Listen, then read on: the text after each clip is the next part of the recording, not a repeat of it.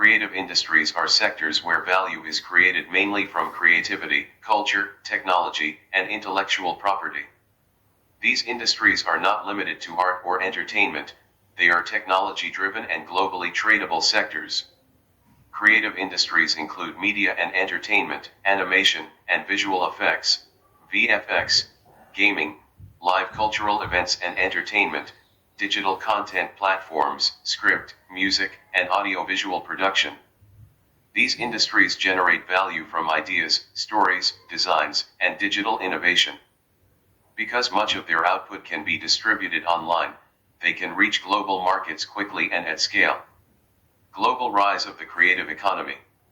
Across the world, creative industries have moved from the margins to the mainstream of economic activity. In many countries, they contribute between 0.5% and over 7% of GDP. Live entertainment and cultural industries also create strong linkages with tourism, hospitality, and urban services. Cities and countries that invest in creative ecosystems improve their global image, attract investment, and strengthen partnerships. Thus, creativity today is not just cultural expression, it is an economic strategy. India's creative economy. India's creative economy is rapidly expanding and becoming a major pillar of growth. The media and entertainment sector was valued at approximately 2.5 trillion Indian rupees in 2024. Digital media accounts for around one-third of total sector revenues, reshaping how content is produced and distributed. High-growth segments include animation and VFX, around 103 billion Indian rupees, gaming, around 232 billion Indian rupees, live entertainment, over 100 billion Indian rupees. The sector supports more than 10 million livelihoods directly and indirectly. Annual output stands at nearly 3 Indian rupees lakh crore.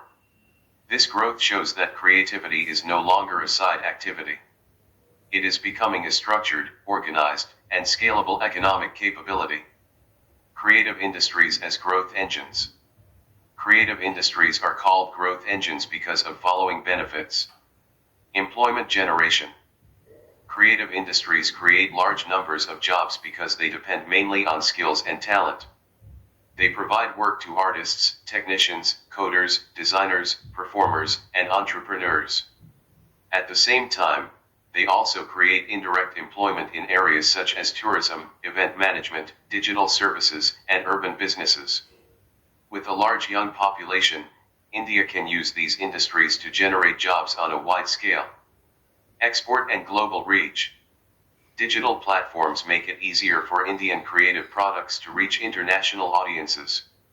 Scripts, music, games, and visual effects services can be exported to global markets. This not only increases foreign exchange earnings but also strengthens India's position in the global creative economy. Urban and tourism linkages. Live entertainment, festivals, and cultural events attract visitors and make cities more vibrant.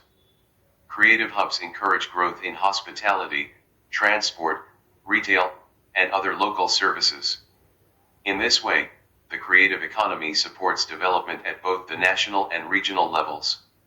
Soft power and global visibility. The orange economy helps transform India's cultural heritage and creative talent into economic opportunity and global influence. By using modern platforms, Indian stories, art, and skills can reach audiences across the world, improving India's image and cultural presence internationally. Creative industries therefore enhance both economic strength and diplomatic presence. Government initiatives for creative industries. Government has started following initiatives.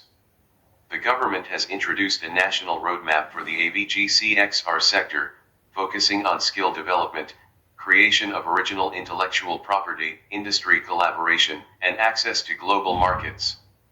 The Indian Institute of Creative Technologies, IICT, has been established as a national center of excellence to provide industry-aligned training, advanced infrastructure, and startup incubation support.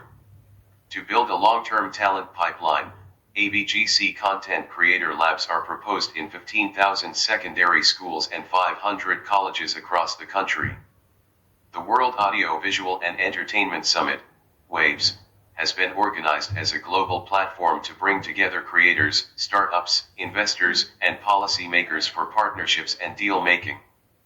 WaveX has been launched to support startup innovation through incubation, mentorship, and investor engagement. Waves Bazaar has been created as a dedicated marketplace for scripts, music, comics, and audiovisual rights to facilitate co-production and cross-border collaborations. The Create in India Challenge aims to identify emerging creative talent and connect them with global platforms and opportunities.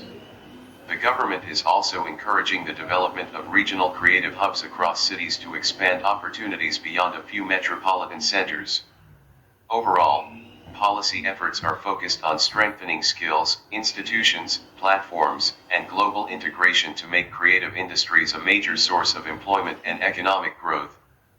India's creative industry challenges. There is a gap between what students learn in educational institutions and the skills required by the creative industry.